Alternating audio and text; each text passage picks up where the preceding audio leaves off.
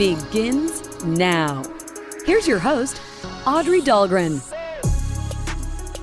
It is a gorgeous day. Hello and happy Monday. I hope everyone had a fantastic weekend. And this is going to be an incredible show today. Not just a great show, Alex, but an incredible show. There's hashtag Monday Motivation Show it is. And before we get into the football talk, I have to share the quote of the day. Never dull your shine for somebody else. And that is by supermodel Tyra Banks. So it's pretty fitting for, a quote from her. Never dull your shine for somebody else. There have been times where I've thought, maybe I need to tone this outfit down, or maybe I need to tone down my opinion or personality when it comes to certain things. Nope, don't do that. Be you and embrace you. And if people can't handle it, well, then I guess that's on them. As always, if you have a mantra or quote that motivates you, please feel free to share it on my Facebook page, The Audrey Dahlgren Show, or on Twitter at Dahlgren Show. And the reason why I say this is going to be an incredible show is because not only are we going to be joined by Amber Rinestine, who is the head of performance football dietitian for Michigan State, said on Friday that she was going to hop on with us because last Friday, Alex, she had to feed the football team during this time. And so that takes a little bit of precedent over coming on the show. Yeah, I can't blame her there. Yeah, and it seems like with all the transformation pictures and stuff, and obviously that's a big credit to their strength and conditioning program that they're implementing, but that nutrition factor is obviously paying dividends. I mean, you're seeing the results already, and I think that was an amazing addition to the staff, and I'm really glad that they did that. Yeah, I've been dying to speak with her, so I can't wait. She's going to be calling in shortly. And so it's also going to be a really good show, though, today because Brad Thomas, who is the head football coach at Halsett High School, he's going to be hopping on with us. And we're also going to check in with Nick Mantis because he is at St. John's visiting with the Red Wings and Coach Andy Schmidt ahead of this season. Today is the first official day of high school football practice, of practice for all fall sports in the state of Michigan. And it really just feels like we are back. Like we're just getting back to normal. And I know it's just such an exciting time for everyone. Also, additionally, this begins on the Channel 6 side, our 6 Sports 2-a-days coverage, where we go to 28 schools in 14 days. So we feature 2 programs a day. It's one of my favorite things I think that we do at Channel 6 because this just gets everybody fired up for the football season. And there's so many storylines that we have to touch upon when it comes to teams this year. And we'll do that with Coach Brad Thomas as well as Coach Andy Schmidt won't be joining us, but Nick will give us some perspective because, like I said, he's out there and interviewing everybody right now. But it looks like Amber is on with us. And so I will say this, everybody from Coach Mel Tucker to quarterback Anthony Russo and running back Kenneth Walker were raving about the work that she has done with MSU's football team and how they have been able to transform their bodies in such a short amount of time. And so as promised, Amber is on with us now. And how are you today? I'm thrilled to be speaking with you. And I'm happy that you were able to step away for a bit. Hi, how are you? I'm doing really good. Thank you for having me on today. Absolutely. So I know Friday that you couldn't join us because you had to feed the team following the morning practice. And so let everybody in, I guess, on what the guys ate that day for lunch. Oh, my gosh. I honestly can't even remember that part. We always have a pasta station. We always have a good salad bar, fruit bar. We do made-to-order sandwiches here for the guys. And then I do a rotation menu for our hotline. There's just, a good lean protein, a good carb, and then just some veggies. Kind of try to mix it up and make it, depending on how intense that practice is today, change it around a bit. Yeah, and this is, I think a lot of people are so intrigued by this just because, we've been seeing the players post their transformation pictures on Twitter. And, Anthony Russo on Thursday, following the first day of fall camp, he said that he has changed his entire body from springtime to now, losing about 5% body fat as well as 14 pounds. Kenneth Walker said he went from 203 to 210 at a consistent 210. And so with these guys, how have you been able to help them accomplish these goals? It's really just about individualizing it for each player. Everything that we do, I would never feed a D lineman the same way I feed a quarterback, the same way I feed a running back. Their positions and what's required at practice and lifts out of them is completely different. So I think, the big mistake is going in feeding them exactly the same. So I usually sit down with each player one-on-one, and we come up with their eating schedule. We modify it. It's constantly changing. It's constantly evolving. And so that way, when they go to the NFL, hopefully, which is where all my guys are going to go, I refuse to believe otherwise. But they will go in with a solid plan that we know works for them because it's going to keep them consistent and they're going to play consistently. And how do you two manage each and every player and what it was like, I guess, when they first arrived at Michigan State to the spring and to now? Because I'm assuming that each goal has probably changed for them individually from January to spring to now. So, yeah, it's very dependent on, what type of training we're in, if we're in winter conditioning or summer conditioning. So that always will change our approach to food. Winter conditioning, we did a higher protein load just because we were, just working on building muscle and everything. We added a lot more football in during the spring, so we did more carbs. It's also just changing it depending on what season and what type of training we're in. But also it's just talking to these guys. I'm at every meal. I'm constantly there for them. And whatever's going on, if they have sick stomachs, if they have a different goal, we modify their plan according to that. Will you two describe, I guess, what your day looks like now that fall camp is here? I'd imagine that it's probably different every day to a certain extent, but, what is it like for you? What's your day like now that fall camp has started? So we get in, me and my team, we get in here pretty early. We're in here at 5 a.m. We prep a lot of fruit. I'm a very big food first kind of person. So post practice, I really like them to have the watermelons, the pineapples, the fruits that have a ton of water in. So that involves a lot of prep. So we get in here pretty early. We stock the meeting rooms with hydration and salty snacks, help them keep that water in. We're at every single meal. So that requires us being here, for at least 4 times a day for our meals. So it's pretty long days. Practice, I'm sure everybody can attest, I run around like crazy, kind of like a Energizer bunny. I have a lot of our guys that we're creating hydration plans with. And right now it's very important that we remain consistent with what they're getting in their bodies and how we're fueling them. Great job. But yeah, kind of long, kind of busy, but I absolutely love it. Camp is my favorite time of the year because you actually get to see what winter conditioning and the summer conditioning and the spring, this is when you get to see the results, which is so awesome to see these guys just playing well and enjoying what they're doing. Yeah, absolutely. And if you had to maybe name a couple of players, in your opinion, who have made a lot of progress, who would those guys be? This entire team has made an entire progress. I honestly can't single out anyone. Everyone, when I came in, everyone was on board, and they, took the advice and ran with it. They are so dedicated. They're so bought in, and they are so just relentless in the terms of our great head coach.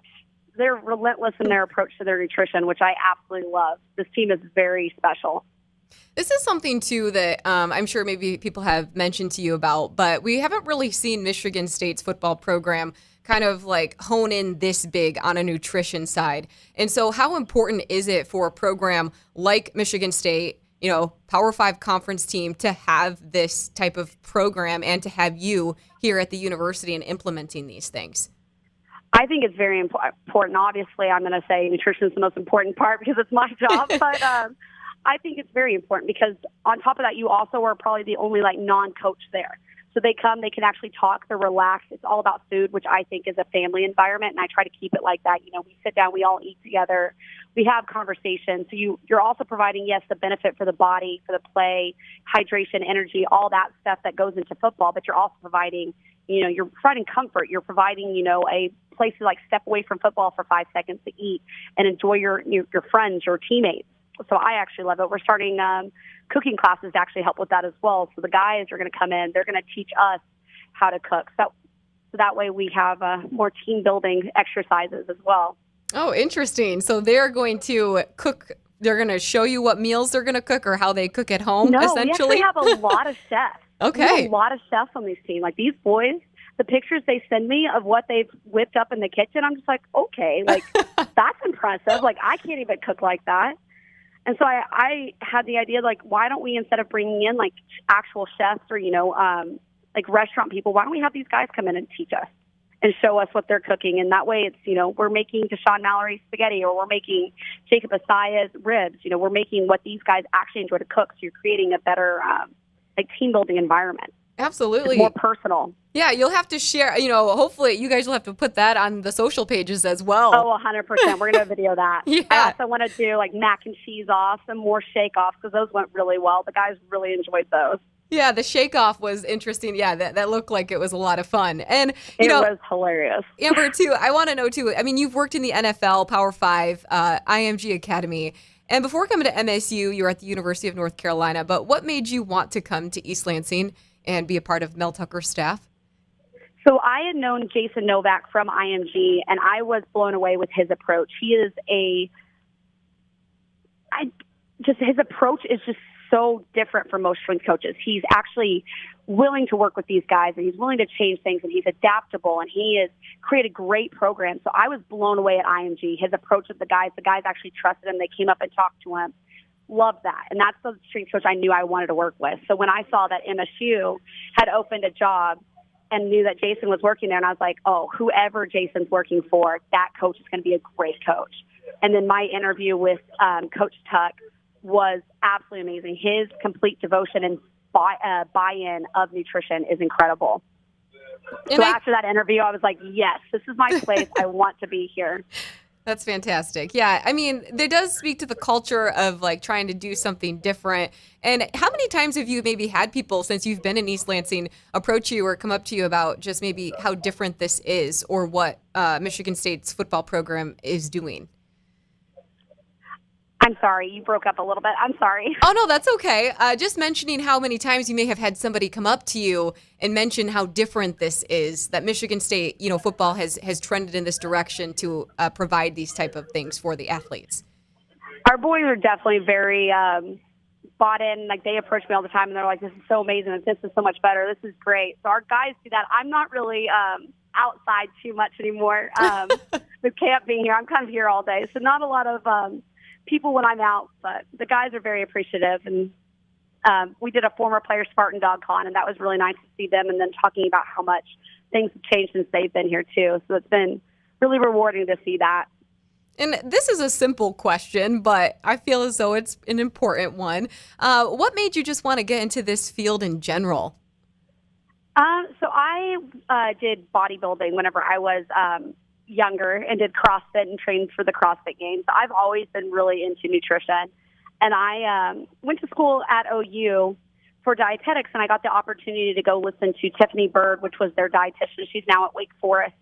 Completely bought in after that. Her approach and her love of nutrition and love of what she did was completely inspiring. And I knew this is what I wanted to do, and kind of just went for it after that. Very relentless in my approach to getting here. Nice. Yeah. And I know I have seen too a couple of videos. I feel as though you're running around practice and you might be chucking granola bars at players.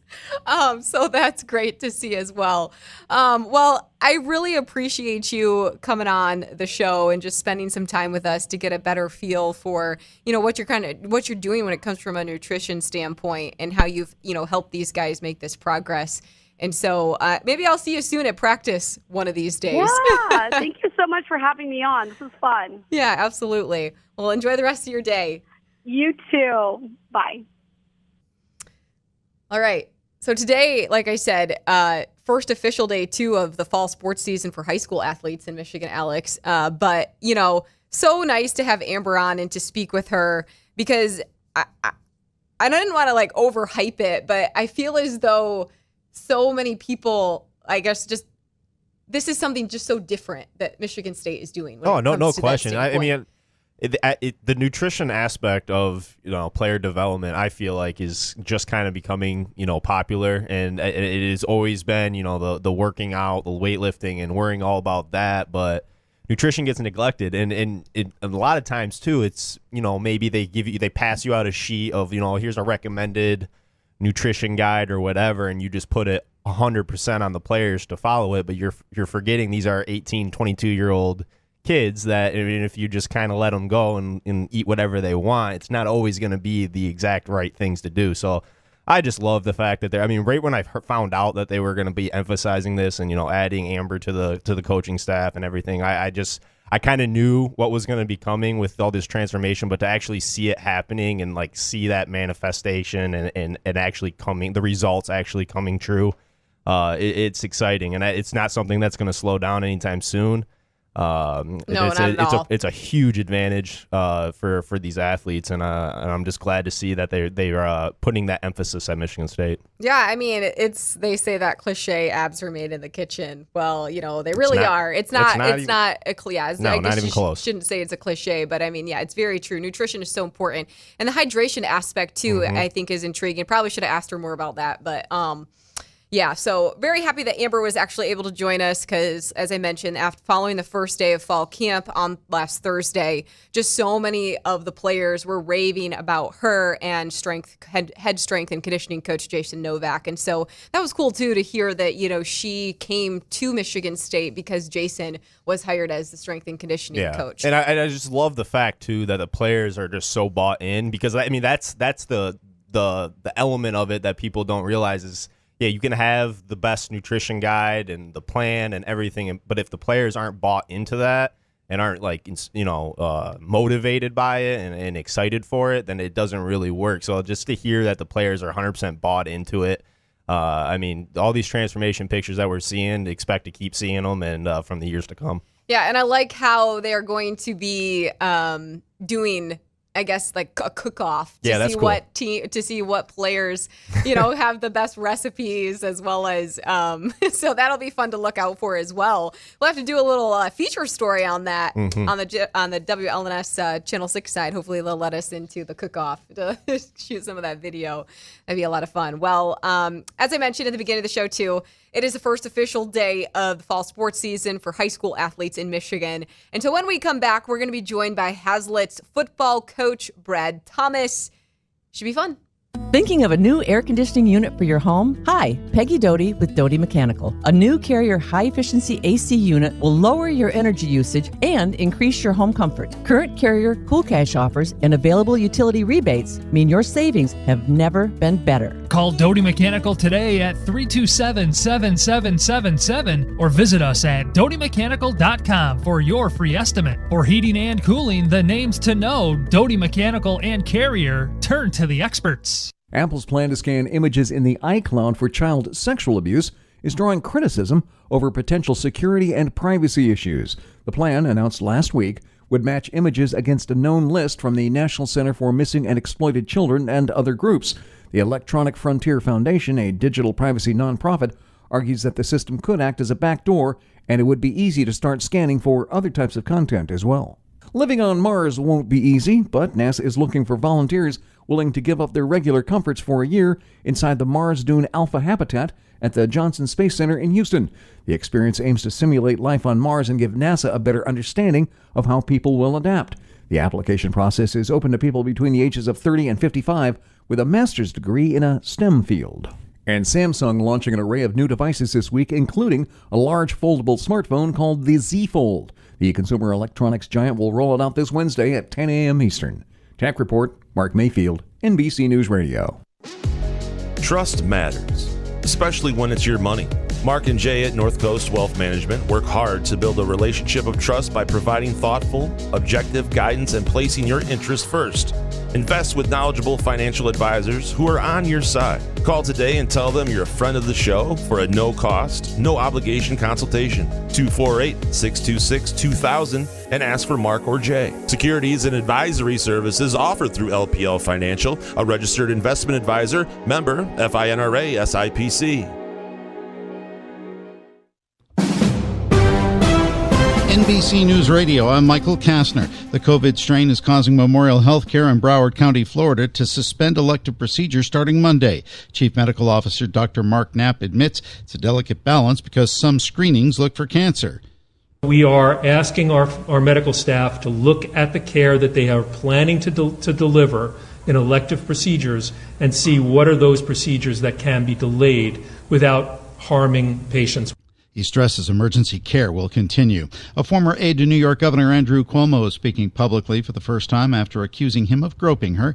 Brittany Cosimo is one of 11 women whose allegations of harassment were detailed in last week's bombshell report by New York's Attorney General. In an interview with CBS News, she said filing a criminal complaint was the right thing to do. And several people in Nebraska are safe after being rescued from floodwaters in the Omaha area.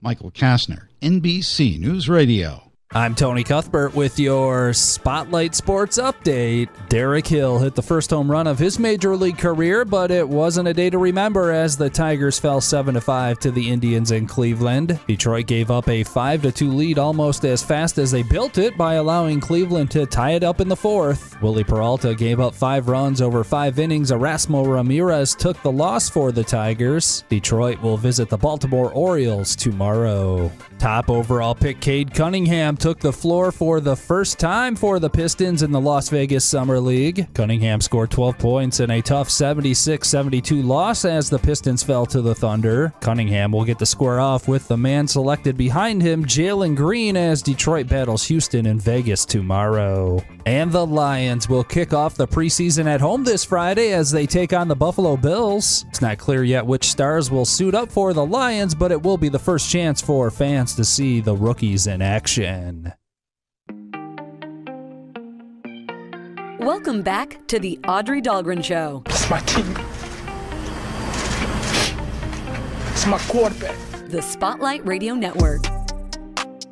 All across the state today, high school athletes are hitting the practice field to begin the fall sports season, which means the boys of fall are rip-roaring and ready to begin the 2021 campaign. By the way, if you didn't get that reference, it's a song by Kenny Chesney about playing high school football. And so, yeah, if you haven't heard it, go ahead and check it out because it'll put you in the spirit, that's for sure. And joining us now is Brad Thomas. He's the head football coach of the Halsett Vikings.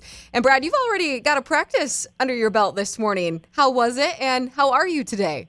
I'm doing well. Thanks for having me on. And it was a real good practice this morning. Went 8:30 to 10:30, getting up early before it gets super hot today. Get at least one in. So it was nice. What was the best part so far about that first practice? I think it was just the energy, the kids, just the excitement of that day one energy that you just can't duplicate. It comes around, once a year that like we're here, even though we're doing similar things that we've kind of done throughout the summer, that energy on day one that the kids come with is just infectious. It was awesome. We've asked, Michigan State football players this last Thursday, but did you have a hard time sleeping last night knowing that practice was officially going to be beginning today, and also knowing, too, that it actually feels, just very real, like a real season again this year? Yeah, I did. My 3-year-old son actually woke me up at 3:30, and I wasn't able to fall back asleep, and it was just thinking about it, super excited. So, yeah, it was. You just get excited about it, and you start thinking of all the different possibilities, and do you have the right practice plan for the day, and just excitement. You're so close to doing it. Get the shoulder pads on Wednesday, and I know the guys are excited for that little step closer to football as well. And this too is a super exciting time for you personally, year for you personally, because this is your program now. Last year you and Jeff Woodworth served as co-interim coaches when Charlie Otluski decided to retire, but you officially got the gig in February. So how excited are you to have the reins now that the season is here? I'm very excited. It's kind of cool because you see all the work that the kids put in the off season and the staff and put all the work in, and you're starting to say, like, okay, here we go. Like, this is the payoff. This is kind of, we call it payday during the season on Friday nights, and this is kind of the beginning of that cycle. So it's very exciting, excited for the opportunity, and we've just got a great staff and a great group of kids. So we're excited about it. Oh, sorry to interrupt you. No, you are good. Who all is on your staff now? I mean, did you go through a lot of changes this offseason? Like, break us down. Tell us who your offensive coordinator, defensive coordinator, and other assistants might be. Okay. So, as we go through the staff, so we're unique a little bit in that our entire staff coaches both our JV and varsity programs at Halsett. So we really get to coach the kids for right now because we don't have freshman football at the numbers yet for 4 years. And so we retained Jeff Woodworth as our offensive coordinator, who was the co-head coach with me last year. And then also on our offensive line, we have Billy Hastings Jr., and we have Adam Zaratny and Mike Hade, who work with our running backs, and then Tate Shansky, who works with our wideouts. And then this is, like I said, program-wide, so we don't have it. And then the defensive side, I coordinate the defense still. And then we also have Todd Bartley, who works with our safeties, Nate Turner, who works with our corners, and we have Josh Sheebner, who works with our defensive line along with Isaiah Mims. So just a good overall group of guys there. Yeah, and you two originally joined Outlewski's staff in 2019 to be the defensive coordinator. So it looks like you're going to be, holding on to some of that responsibility as well. A role that you've held for quite some time, or, you're very immersed in, I should say, because Lapeer East, at Lapeer East. And for people who may not know this, tell them why being a head coach might kind of be in your blood, per se. Yeah, my dad was the head coach at South Lyon High School for a number of years. He got the job early 2000s and held on to it to the late teens or the 2010s there. And he had been a defensive coordinator actually, previous to that from 1991 all the way to 2004, I think, when he got it. So yeah, I've had a lot of head coach in my blood from that going on. I'm very blessed and fortunate to be able to bounce ideas off of him all the time. So.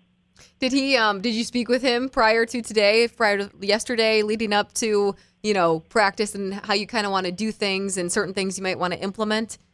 Absolutely, yeah. I talked to him. We talk, more than weekly, and he came out actually last night and joined us for dinner just to come on out and hang out. And we talked all last night, and every time we get a chance, the conversation always turns to football. So, I just bounced a couple ideas. Hey, first day, a couple of things to say, make sure we do it right. He goes, yeah. He goes, those are good ideas. You'll be good. So.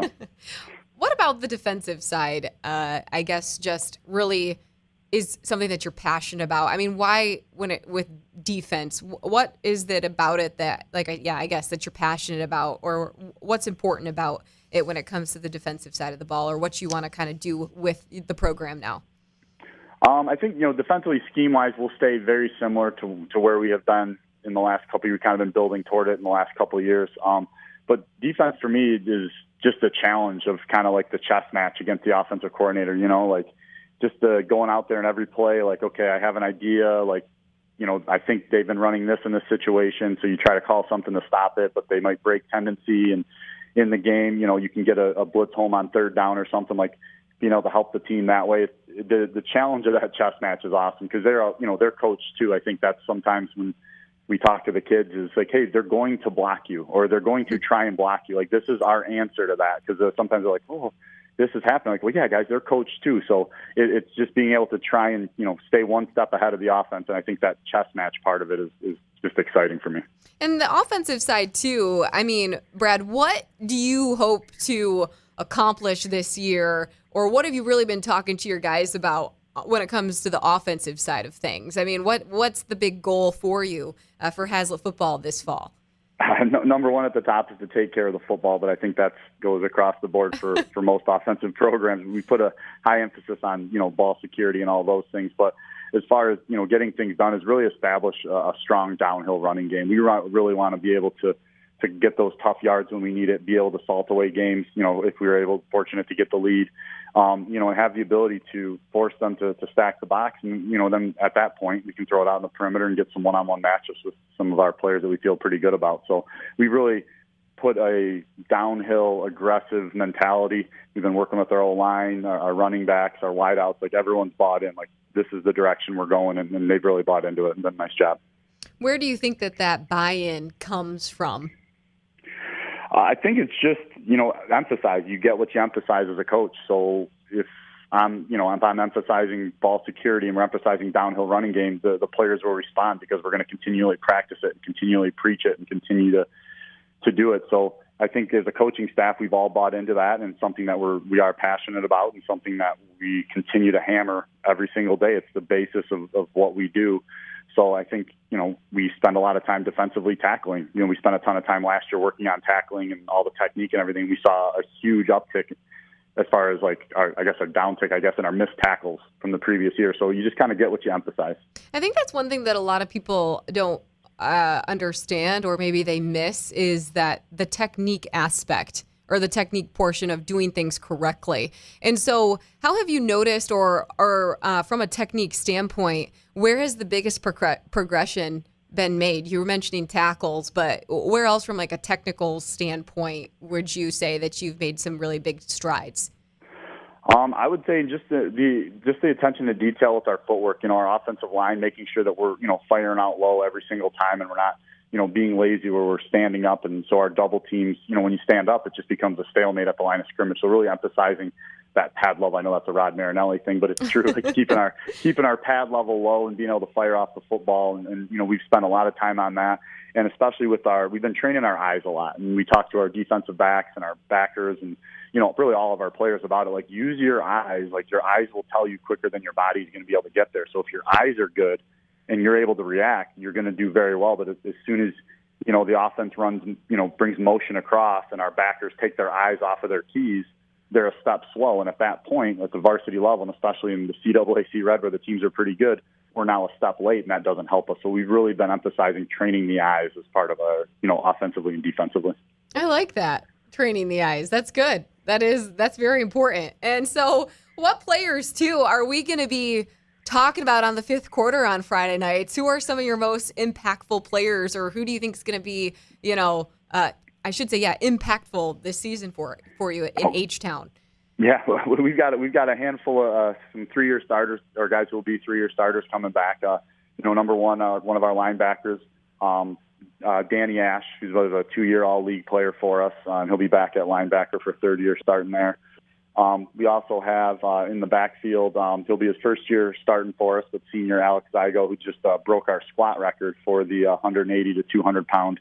He squatted 500 pounds last week. So just a strong young man. So he'll be one of our tailbacks. He'll be carrying the ball. And in the secondary, we have Andrew Pugmeyer, who's a 3-year starter for us, and Charlie Rosenbrook as well. Those guys have all been 3-year starters, and really we're expecting big things from them on both sides of the ball. Last year, 2-5 record last year. How much do you think that she'll be able to improve upon that record? I know it's hard when it comes to kind of predicting that in a sense, but do you feel as though that with everything that you've been doing in the off season and now going into, this first day of practice, that you'll be able to accumulate more than 2 wins?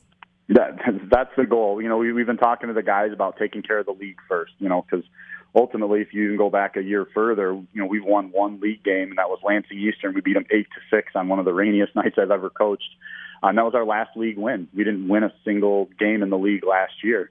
So we've won 1 league game over the last 2 years. So we really emphasize that part of our schedule as far as our prep in the off season and focusing on those type of things.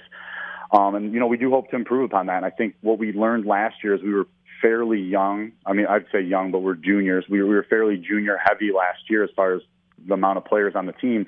And throughout the season, if you looked at our scores, we played Mason within 8 points game 1. We lost on the last second touchdown. Game 2 to Fowlerville, lost by a touchdown to Williamston. And we played 1-score games through the beginning part of our schedule, and we just couldn't make a couple plays at the end of the game where the other team was able to make it. And toward the end of our schedule, we played Okemos, made some plays in that game and got our first win. And then we played Marshall, who was a really good team, and had a very high-powered offense. And we were able to hold them to 14 or 7 or 14 points, and held that offense down. That's averaging 30 points a game. So the team grew up throughout the year, and it really just took the confidence of being able to close one of those games out. And when we did against Okemos, we saw the confidence grow. Obviously, we dropped the playoff game to Fowlerville. We had some things going on, but that's a 3-0 game middle of the fourth quarter. So we played some close games, and we're hoping that we've learned from that experience and able to mature. Where when you get in a close game with a young team, generally they freak out a little bit, like, oh my goodness, like, don't make the mistake. And early in the season, we were making that mistake because we were scared to win. But once we figured out how to win, we were in those moments and we were confident, like, okay, I've been in this situation before. I know how to make this play. We can finish this game. So it's just a different mentality with a little bit more seasoned group. Yeah, there's nothing that, experience is huge and crucial, when it comes to any type of team or actually any person in general. You know what I mean? Yeah, like, think about 100%. it, reps and everything that builds confidence. And so how else too, when it comes to you, like, as a coach, and how else have you tried to instill maybe confidence in this group this year? All the time. We practice situations all the time. We just did 2-minute drill, this morning. Like, every practice we go out there, we're doing some form of situation, whether it's a 2-minute drill, whether it's a 4-minute drill, trying to run the clock out and continuing to try and build confidence. And we aren't always successful in practicing those, but when we get in the game, we understand how to handle it. Like, hey, we're trying to run the clock out. Don't run out of bounds. Hang on to the football, all those things. We need 2 first downs to get this done. when we're 2-minute drill, get out of bounds, get up to the football, be able to spike it, like know when to use our timeouts, things like that. So just building confidence through that. And I think, we had a really nice weight room. I guess we had a nice off season in the weight room, and there's a lot of confidence built with the guys got a lot stronger. I mean, all across the board from our, some of the guys that are skinnier to the bigger fellas, like there was a lot of weight gain that they've put on good weight in the weight room this off season, and that has played a lot of confidence in what they were able to do this summer. So I think they're a fairly confident group. They do feel good about how they've done in the weight room and being in these situations, and we try and build that in every single day. Are you going to do anything fun over the next couple of weeks in terms of, because 2-day practices can be grueling. They can get hard, after like the first 4 days, 5 days. And so do you have any fun activities planned in terms of like having the players over for dinner, or are you guys doing anything like that to build camaraderie? Yeah, we like to have some team dinners and do things like that. And we don't have anything officially that we want to tell the kids about right now. I know this is out there. So some stuff that we're keeping. We do have a couple things planned for that. But we always, talk to our position coaches about just having the kids over and meeting in just some of your smaller groups that way. We had the groups been pretty tight over the off season. 2 weeks ago, they went to, on Friday, went and did paintball as a whole group. So we've done quite a few things over the summer.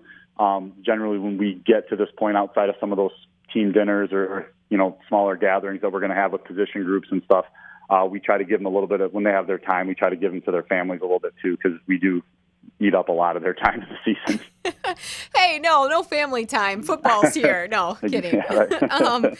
Well, and one other thing too, I guess, does it just feel, I don't want to say real, but I mean, does it just feel like, things are back to normal in a sense, or does it really feel, because last year was just so hard for everybody, when it came to football. And actually at this point last year, we were going back and forth quite a bit, with stoppage and then starting again. And so just kind of, I guess, how, from a preparation standpoint, how much better has it been just knowing that, like, okay, we have a set schedule, we can go through our 2-day practices without any interruptions, etc.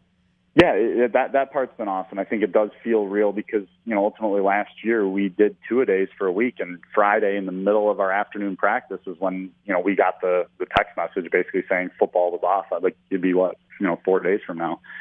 So it does feel real, and it's exciting because, you're not having to temperature check the kids when they come in, and, you can't use the locker room, and, they're wearing masks to and from the field, and all the coaches are, we all look like the old school bandits from the West, last year with all the gators over our faces and stuff. So, you can see each other's faces, and you see the joy on your players' faces and on the coaches just being around each other. And you missed that last year. Like, it's that little reinforcement there. So it's great to be out there, and it does feel real. Like, hey, like we're getting back to a version of normal.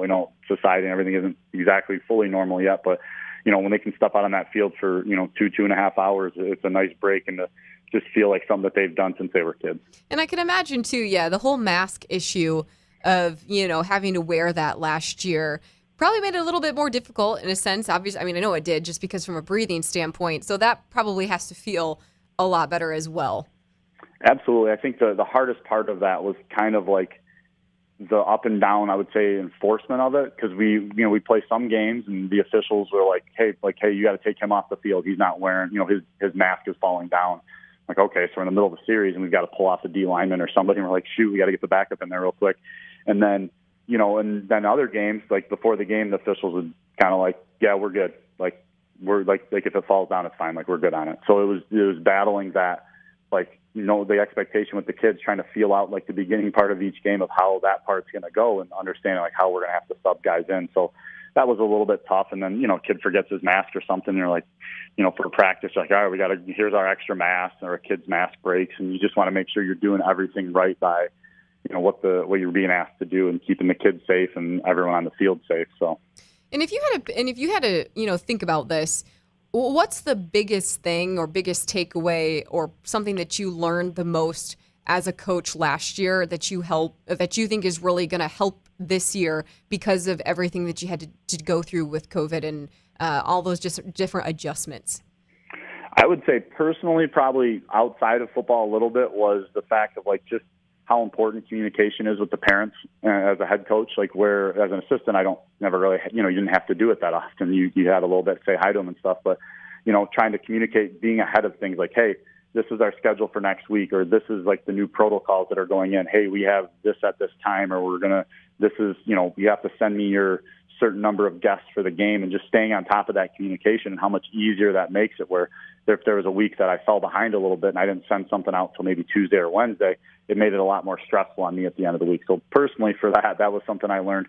But throughout the season, I think the thing that we really learned was, as a staff and working together, was just kind of sticking to your guns as far as like there's no one, I don't want to use like bigger than the program, right? Like you have the standards in the program and you're going to withhold them no matter how talented or not talented that player is. There are standards to be upheld, and staying with that, because sometimes you feel like as a coach, you feel a little pressure and you want to chase wins, but to stay with that will pay the long-term dividends in your program. And I think that was something that was really evident to me throughout last year as well. So. Well, we're looking forward to this year, that's for sure, as well as I'm sure, you guys are as well. And I thank you for coming on the show. I really appreciate it. And I hope you have fun with Nick at practice later today, because he's going to be popping out for your guys' practice. And, you'll be highlighted on our shows tonight at 6 and 11 for our 6 Sports 2-a-days coverage. So first day. But yeah, Brad, I really appreciate you coming on and telling us more about your program and, this first full year for you. Absolutely. Well, thanks for having me on. I appreciate it, and it's a pleasure. Yeah, well, I'll see you soon. Take care. Yep. Bye. Bye. All right. So, great to hear from Brad. He does have football in his blood, and essentially because he's mentioning, his dad was a head coach at South Lyon for many years. And so he's learned a lot from him, as you can see. He had those conversations with him when, he's getting ready for today and all throughout, his time as a coach, I should say. And so, yeah, it's going to be interesting, too, because, Halsett 2-5 last year. But I do think that with the new regime that they have and what they're doing and just what we heard from Brad there, they're going to be able to make some leaps and bounds and probably have more than just a couple of wins this next year. And the Red is competitive. Gary Houghton and Mason have kind of run the table in the Red the last couple of years, last 2 years with the back-to-back seasons that they have had. And so another we want to check in with Nick at St. John's High School because he is out there right now talking to Andy Schmidt, head coach Andy Schmidt, and the players, but we can't get a hold of him. Yeah, we're having a little trouble. He's going straight to voicemail right now, so I'm shooting him a text. Okay. Do you want to take a quick little 1-minute break and see if we can get him on the other side, or what do you want to do? We can just hang on. All right. We can just hold tight here and wait for Nick to join us. He's probably shooting some video or doing something. Hopefully he has good service out there. I don't know. St. John's can be a little spotty at times. So, but yeah, the one interesting thing about St. John's and when it comes to their football team this year is just Andy Schmidt is an alum of the program, former quarterback that used to play there. And he led the program to some pretty, do some pretty great things while he was there. And so 3 years ago when he took over this job after Dave Merrigy decided to step down, there's a lot of excitement surrounding it just because, he went on to play at Eastern Michigan and he had a great career there. And, he's hometown guy, man, I should say, coming back to be with the program and build the program back up to what it was when he was there. And so it looks like Nick is on with us now. Hello, Nick. How's it going out at St. John's? It is a warm one out here, Odd. We are having some fun out in St. John's. The guys are flying around. There's a lot of excitement for this program this year. Obviously, wanted to turn things around for a lot of different reasons coming off a 2-5 season. They got 37 guys here out on varsity. And I was asking, the coaching staff and a couple of players what the strength is of this program this year. And one of the things that everybody was mentioning is that St. John's has always been known for their toughness, their ability to really be pushing it through when other teams just want to quit, making other people just take a knee because they don't want to actually go up against this hard-hitting team that they actually have. And that's one of the things that really fires up these guys. And they're really excited for the opportunity to really show that this pride of this program and this town really is about all of that toughness. as they're getting ready for their first game of the season against Parma Western coming up here in a couple of weeks. Yeah, and what was it like, too, or what is it like to see the guys at practice with kind of just no restrictions this year, essentially? I mean, COVID is still obviously somewhat of an issue, but for the most part, it's not what it was last year by any means. So what's it like to kind of see the guys go through a regular practice without having those restrictions? It's been really interesting. It's one of those things where we, didn't really get to see it last year, like you were mentioning. Obviously, all the guys still have to carry their own water bottles. It's not a communal way of sharing things completely as of yet, but it's with those no restrictions that's getting these guys excited for them to really show what they can do. There's a lot of guys who, have been hitting the pads when it comes to offensive line drills. There's, guys throwing some bullets of some passes when it comes to the QB drills and stuff, and just going through kind of the basics as of right now, trying to see what the guys have been doing over their summer workouts, who's in shape, who's not, who's ready for this first day. They had a great early morning session that went really well, and now this afternoon session is kind of going through a little bit more of the things that they want to really work on and harness out and kind of get everything ironed out before that first game in a couple of weeks. And there's a lot of excitement to see, that there's not a lot of restrictions. There's not really a lot of things that, players and teams have to really go through or think about as more of a, kind of a distraction outside of football. Am I stepping in the right place? Am I 6 feet away from my teammate? Are there things that I need to really worry about? You just go out and just play. And I think that excitement and that freedom is what's giving this program and other programs around in Michigan the opportunity to really get back to things at a little bit of normalcy, which is really exciting to see. Yeah, and what did Andy Schmidt have to say when you spoke with him? This is going to be year 3 for him as the head coach, and so what did he have to say? Well, one of the things I asked him is him having the opportunity as a former quarterback here and knowing that he has the pride of the program within his hands. He's really humbled at that experience, and knowing that it's year 3, knowing that he can bring this program back to the promise of what it once was when he played here. He's excited for that opportunity, and I think it means a lot to him to know that he has a group of guys who are hungry and really want to get after it this season. And it's really exciting to see that he's all in when it comes to the ability to get an opportunity to do that, and knowing that this entire town, this community, and this program is fully behind him and what he's trying to do here. Have they done anything fun, or are they going to do anything fun over the next couple of weeks from a camaraderie standpoint? I haven't gotten into that yet. I will ask around and see what they can do. One of the things that was interesting when I walked up with the camera to the offensive line and linebackers drills is, they all got a little bit quiet, and they stopped doing a lot of the, football days of, guys are getting after it, a little bit of cussing here and there. They saw the camera turn on and everybody got quiet. But then they started talking trash to a little bit of each other, which has been fun to see that camaraderie. And they said, hey, man, just so you know, there's going to get on camera of me blowing you up on this next play. And it was just really cool to see that excitement, that fun that these guys are having. And so it really does feel, that we really are in a full season of this first day. And so it's a lot of excitement here. Were you able to speak to any of the players yet? I actually, we did one interview with one player, and one of them was walking over as I was calling in for the show.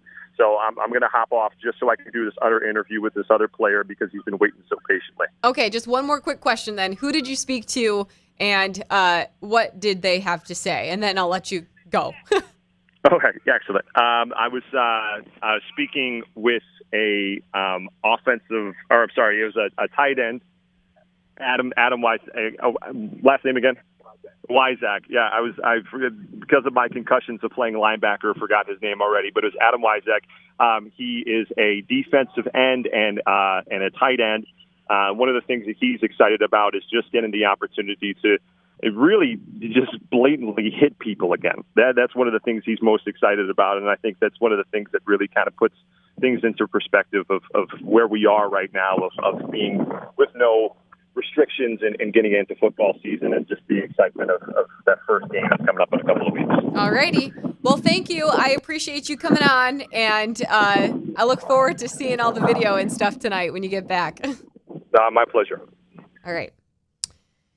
Very exciting day. As I mentioned, first day of high school football practice, first day of practice for all fall sports in the state of Michigan. And so, yeah, I'm over I guess, overjoyed in a sense, because it just does feel like we are getting back to normal. And I know we talk about that quite a bit, but I don't think that after everything that we went through last year, I think it's okay to appreciate it and to celebrate it. Yeah, no question. I'm just so excited for the kids, too, because like Nick mentioned, I mean, just being able to be on the field and practicing and not worrying about anything but football, like, there's a lot to be said about that. Because, I mean, if you're being distracted, I mean, even though it was necessary last year in the season or whatever, but if you're being distracted about worrying about where am I, who am I, around, am I too close to this guy, did I come in contact with these people, like, worrying about all that is just, I mean, those are added distractions. So I'm happy that these kids are able to just play football and enjoy their seasons and the way it should be. Yeah, last year. So I went to St. John's last year for our two-a-days coverage. Mm-hmm. And it was when everybody had to wipe down the equipment from station to station every single time. Every piece of equipment, every dumbbell, every, oh gosh. Between sets. Yeah, right, exactly. Yeah, that's, yeah. And what are those? It's like, it's you put them on, God, you put them on a, they obviously, like when you're doing squats or something, they're those kind of weights that have the hole in the middle. And they're, the barbell weights that go on the barbell. I guess. I don't know what I don't know the technical term. Yeah, I know. I'm not exactly sure either. Plates, like the plates. Yeah. So anyway, but they had those at one station. And I just remember that, like, the players, so the assistants would go around and they would squirt, the sanitizer all on on each one of them.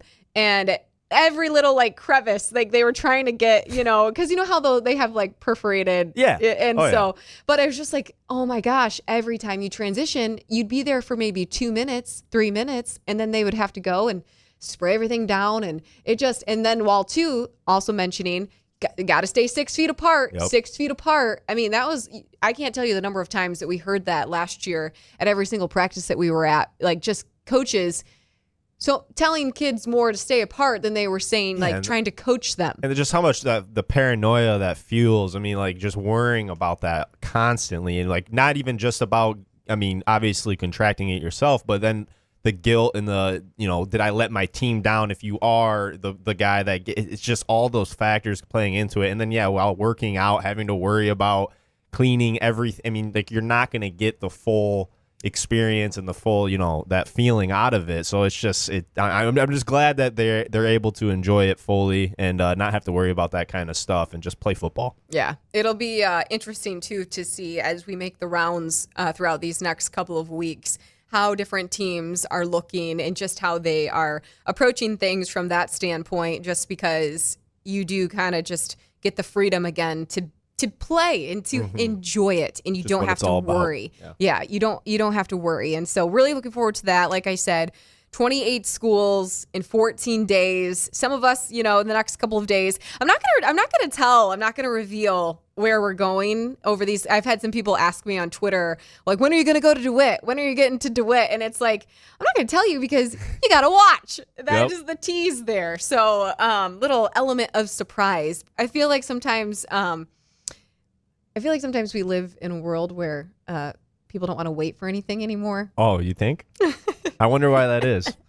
Well, yeah, I mean, we're in the age now. Everything's instant gratification. I mean, you want a question answered, boom, pull up your phone, you Google it, you got it. You need a text to somebody, or you want a response from somebody, boom, it can be instant. So like that demand of instant gratification, and then everything that you from TV shows and everything. I mean, everything's on demand. Like yeah. So we are at an impatient group of humans for sure right now. So I want the surprise element there, but don't worry, we will get to DeWitt. We are going to visit with the defending state champions in Division III at some point over the next couple of weeks. So just be conscientious of that. Additionally, we were at Jackson High School last night. Ian was, because Scott Farley, for all of his tenure there, has been holding midnight practices.